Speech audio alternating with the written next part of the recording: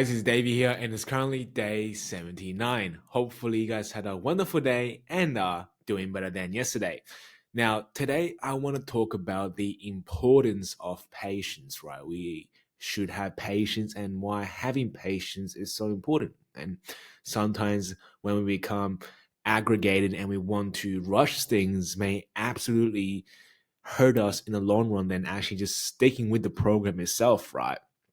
Like, for example, lately I have been on a cut, right? I'm trying to cut down some weight so I could be in a comfortable body composition for me to then be on in bulk, right? Now, the only reason why I'm heading into a cut is because I became impatient, right, during my bulk. And lately, I could say the same that I am being petulant with my cutting too, right? Now, obviously we get frustrated, right? We get annoyed when we don't see progress, or sometimes we plateau when everything that we thought we are doing is correct, right? No matter how much effort we put into, no matter how much work we put into this specific project, it all seems to be no avail when we get stuck, when there's no progress, or when we don't see any more progress after we may not get that initial bump of progression, right? And we get annoyed, and it's totally natural to be annoyed when it seems like we're putting so much effort and yet we are yielding nothing in return. Now, this happens to all of us, right? But the only thing is, we can only start seeing more progress when we stick with it, when we stick through it, right? After the habit, after the plateau, right? When we saw a plateau in, weight gain or weight loss, we're going to get annoyed. We're going to start looking for answers. We're going to start cutting calories. We're going to start being stressed because it just seems like we are not nudging from our initial journey, right? And we get frustrated and we do stupid things, or we start rush to progress, and that in the long run hurt us because we simply were impatient to just wait a few days and see what really happens, right? For example, lately I've been stuck on a weight plateau last week, and all seemed well for me, right? I was losing the weight, I was losing 0.5 kilograms a week. Everything was candy floss and fairy tales, right? I was having an easy time eating at a very significantly high calories, so I was doing pretty good. I was pretty happy with my progress. However, for the last 2 weeks, right, I haven't seen any weight loss gain. I was kind of stuck, and for some days, I even gained more weight. So all this just caused me more stress, more anxiety, and it just messed up my whole sleep schedule, workout schedule. Because up in my head, I'm thinking to myself, okay, how am I not losing weight now? It's been like 2 or 1 week, and for some reason and somehow, I am putting on more weight than some days. Now, bear in mind, I was eating the same, I was training the same, so it just didn't make sense to me. Now, obviously, this led me frustrated. This aggravated me into thinking whether I should cut calories or do any other things to drop those weight. Now, of course I could. Of course I could have rushed into cutting calories without further observing what actually is the situation. Why am I in here in the first place? Why can't I see any more progress, right? A lot of the times we are too quickly to judge our situation without actually further analyzing what the root problem is, right?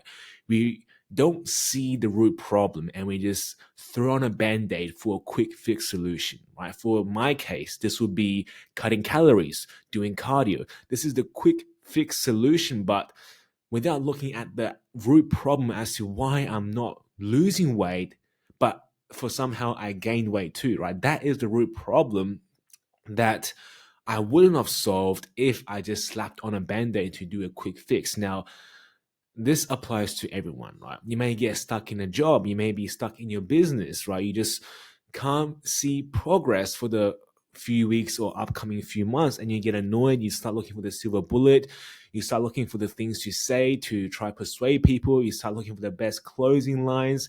Just because you are not seeing any progress, not knowing that what you're doing right now is working, it's just some little increments that you may need to tweak and adjust to deliver the outcome. Or sometimes it's not even that, guys. Sometimes what we are doing is right, It's just for some reason we had a bad week, we had a bad month, and the result isn't just coming through, but it's with patience. You just keep believing that the thing you are doing is right, the thing you're doing is actually working, is then where you start seeing results. But if we can't stick out, if we can't just bite our teeth and trust ourselves and live through this moment of doubt and uncertainty because we haven't seen any results, then the results will never come, because we're going to start looking for band-aid solutions. We're going to start looking for alternative routes, because obviously what we are doing right now isn't working right. So why put more effort into it?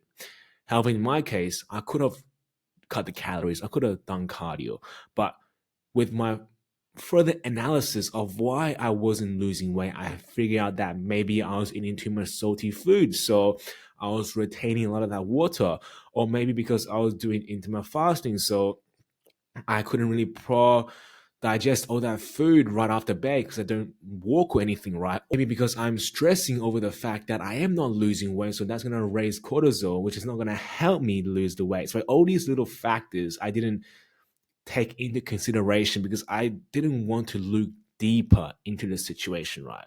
I simply just want it to be simple, right? Just cut the calories, do cardio, and just ignore what the base problem is.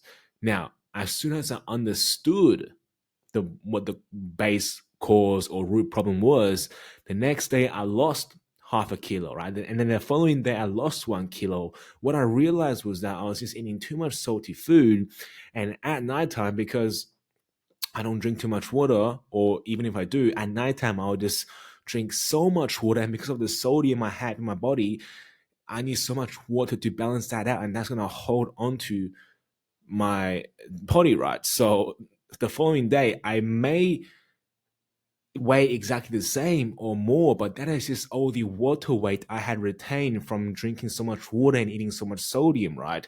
Like, I'm sure you guys had that feeling before too. Like, when you look in the mirror, you look like you lost some fat, but when you touch your abdominal, like the fat you're grabbing, or water in this case, is like so soft. And just imagine grabbing uh small balloon that's almost deflated, right? And you squeeze it like a stress ball, right? It's just all like puffy and stuff. That is how my fat or water fat felt like, right?